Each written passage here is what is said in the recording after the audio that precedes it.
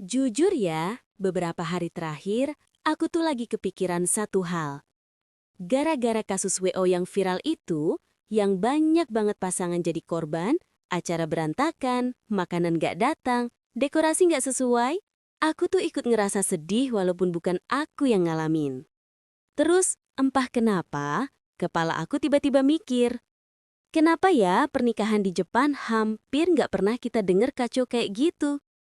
Dan itu bikin aku mulai nyari tahu, dan ternyata jawabannya bikin aku kaget juga. Kayak, oh, pantesan. Selama ini kita tuh udah terbiasa lihat pernikahan sebagai sesuatu yang megah, rame, heboh. Kadang tamunya sampai ratusan, bahkan ribuan. Dan karena begitu banyak yang harus dihandle, kita tuh makin bergantung sama WO. Yang, ya, kita percaya penuh. Karena kan mereka yang pegang semua detail. Makanya, begitu lihat berita WO yang bermasalah, aku tuh ikut ngerasa kayak, kok kepercayaan sebesar itu dipermainkan sih? Pernikahan itu kan momen yang cuma sekali. Dan bayangin, ada orang yang harus berdiri di panggung sambil pura-pura senyum. Padahal ternyata makanan belum datang, dekorasi nggak selesai, dan tamu udah bisik-bisik kecewa. Aduh, kebayang nggak sih rasanya? Dari situ aku mulai kepo. Kenapa ya di Jepang jarang banget kejadian kayak gini? Atau mungkin aku aja yang nggak pernah dengar. Akhirnya aku mulai cari-cari, baca pengalaman orang, nonton vlog yang nikah di sana. Dan aku mulai ngeliat pola yang beda banget.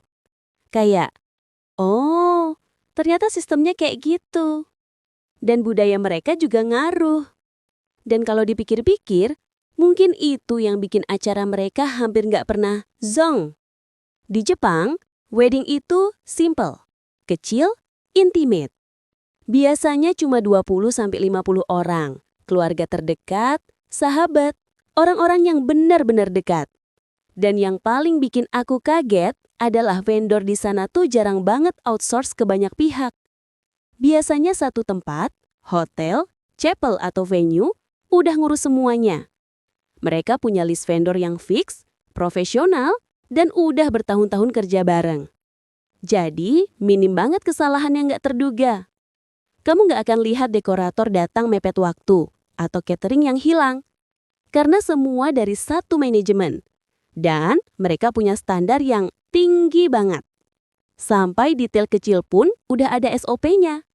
Jam berapa pengantin datang, jam berapa make up selesai, jam berapa VO standby, jam berapa makanan plating, bahkan siapa yang pegang payung kalau hujan pun udah ditentuin.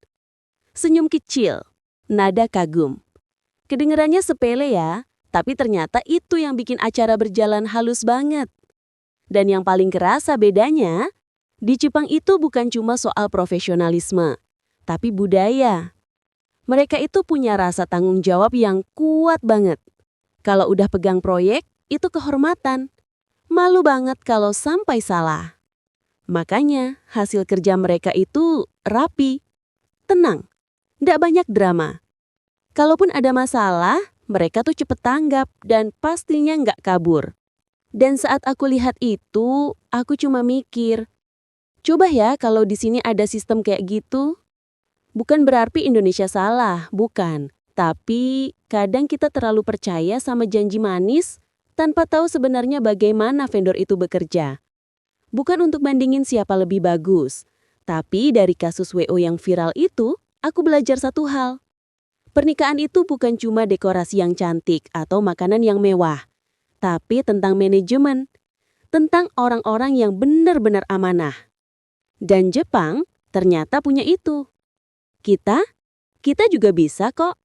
Banyak kok WO di sini yang baik, yang kerja total, dan hasilnya luar biasa. Cuma kita perlu lebih hati-hati, lebih teliti, dan jangan terlalu tergiur harga murah atau paket all-in yang gak masuk akal. Kadang ya, melihat budaya lain itu bukan buat ngebandingin, tapi buat belajar. Dan setelah aku tahu kenapa pernikahan di Jepang hampir gak pernah berantakan, aku jadi ngerti satu hal. Pernikahan yang indah itu bukan cuma soal keramaian, tapi tentang ketenangan, tentang kesiapan, dan tentang orang-orang yang benar-benar bisa kita percaya. Semoga kita juga bisa punya lebih banyak vendor seperti itu. Karena setiap pasangan berhak dapat hari yang sempurna.